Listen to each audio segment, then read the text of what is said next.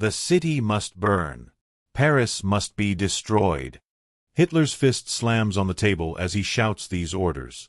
August 1944, the Allies are advancing toward the French capital, and the Führer is furious. In his bunker, surrounded by maps and officers, he points to a stern-looking general. Von Choltitz, you are responsible for ensuring that every stone is left unturned. The general nods, but something in his gaze reveals doubt. What Hitler doesn't know is that this man is about to make the most important decision of his life, a decision that will save one of the most beautiful cities in the world. Imagine for a moment Paris in flames. The Eiffel Tower collapsing. The Louvre reduced to rubble. Notre Dame consumed by fire. This was exactly Hitler's plan for the City of Light. And the man tasked with executing this massive destruction was Dietrich von Choltitz, a Nazi general with an impeccable record of following orders, no matter how brutal. But in a shocking twist, this career military man chose to disobey the Führer's most direct order. This is the story of the man who saved Paris. Imagine for a moment Paris in flames. The Eiffel Tower collapsing. The Louvre reduced to rubble. Notre Dame consumed by fire. This was exactly Hitler's plan for the City of Light. And the man tasked with executing this massive destruction was Dietrich von Choltitz, a Nazi general with an impeccable record of following orders, no matter how brutal. But in a shocking twist, this career military man chose to disobey the Führer's most direct order. This is the story of the man who saved Paris. On the Eastern Front, von Choltitz proved to be an effective and loyal commander. He participated in the siege of Sevastopol in Crimea, a brutal battle where he followed orders without question. Due to his performance and loyalty, he rose through the military ranks. He wasn't a fervent member of the Nazi Party, but he wasn't an open opponent of the regime either. He was simply a soldier doing his duty. A soldier who had never disobeyed a direct order, until Paris. On August 7, 1944, Hitler appointed von Choltitz commander of the military occupation of Paris. By then, Germany's war situation was desperate. 2 months after D-Day, the Allies were advancing rapidly through France. The Führer knew that losing Paris was inevitable, but in his twisted mind, he decided that if he couldn't have the city, no one would. "If we fall, I'll take the whole world down with us," he had said on more than one occasion. The orders were clear: plant explosives in Paris's main monuments, bridges, and buildings. German engineers had already prepared explosive charges for the Eiffel Tower, the Louvre, Notre Dame, the Arc de Triomphe, and dozens of bridges over the Seine. Von Choltitz held the power to erase centuries of history and culture in a matter of hours. Everything was ready to turn the City of Light into a city of ashes. Von Choltitz settled into the luxurious Hotel Muris, known as the Hotel of Kings, now the Nazi headquarters. From his window, he could look out the Tuileries garden and, beyond, the Eiffel Tower. According to legend, he spent long hours staring out that window, pensive. What was going through his mind? Was he really considering destroying such beauty?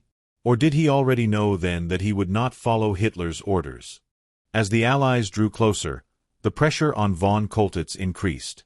Hitler called him daily to ask, "Is Paris burning?" And each day, the general found new excuses to delay the destruction. "We are preparing everything, my Führer," he replied. "We need more time to maximize the damage." Meanwhile, secretly, he began to defuse some of the explosive charges and rethink his loyalty to the Nazi regime. To understand the magnitude of his decision, one must understand that in 1944, disobeying Hitler meant a death sentence. Not only for the disobedient, but also for his family. Von Choltitz had a wife and 3 children in Germany. By refusing to destroy Paris, he was endangering not only his career and his life, but also those of his loved ones. "If I disobey," he later confessed, "I know my family will pay the price." Meanwhile, the French resistance intensified its activities. On August 19, 1944, an uprising broke out in Paris. Barricades in the streets, snipers on the rooftops, the population decided it was time to liberate their city. Von Choltitz could have ordered a bloody crackdown, as he had done on other occasions. But something had changed in him. Instead of crushing the rebellion with an iron fist, he began secret negotiations with the resistance. The Swedish consul Raoul Nordling played a crucial role as an intermediary between von Choltitz and the French resistance. In clandestine meetings at the Hotel Muris, Nordling convinced the general that the war was lost for Germany and that destroying Paris would be a pointless act of barbarism that would only serve to stain his name in history. "General," Nordling told him, "you can be remembered as the man who saved Paris or as the one who destroyed it. The choice is yours." On August 25, 1944, General Leclerc's French 2nd Armored Division, part of the Allied Army, entered Paris. Von Choltitz had explicit orders to fight to the last man and, if defeat was inevitable, to detonate the explosive charges. Instead, after a brief, token stand, he did something unthinkable for a Nazi general. He surrendered. When General Leclerc entered his office at the Hotel Muris, von Choltitz stood up and said simply, "The city is intact. My men have laid down their weapons." In his diary, von Choltitz wrote, "I decided not to carry out Hitler's criminal decree. I believe I contributed to saving the city from the planned destruction, and I am glad I was able to do so." But what changed him? Was it the beauty of Paris? The recognition that the war was lost? Or simply an act of humanity amid the madness of war? It was likely a combination of factors. Von Choltitz had begun to doubt Hitler and the Nazi regime. In July 1944, there was a failed attempt on Hitler's life known as Operation Valkyrie. Although von Choltitz was not directly involved, the fact that high-ranking officers were trying to kill the Führer made him question the direction Germany was taking. Furthermore, after years on the front lines, he had seen firsthand the senseless brutality of war. In a later interview, von Choltitz confessed, "If I had destroyed Paris, my name would have gone down in history as that of a war criminal."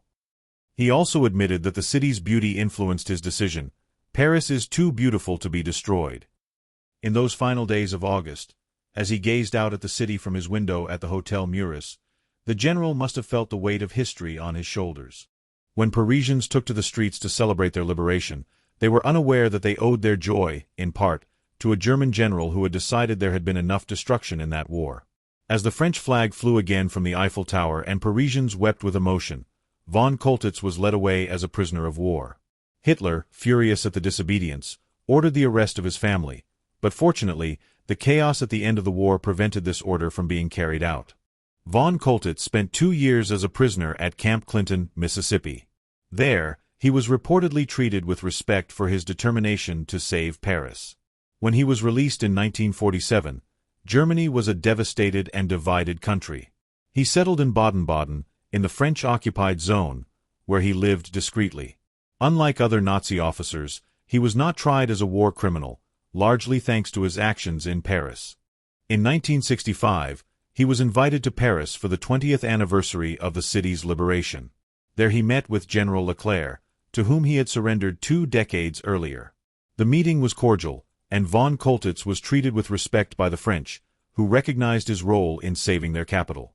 "Paris is well worth a mass," Henry IV had said centuries earlier upon converting to Catholicism to reign over France. For von Choltitz, Paris was well worth disobeying the Führer. Dietrich von Choltitz died in 1966 in Baden-Baden.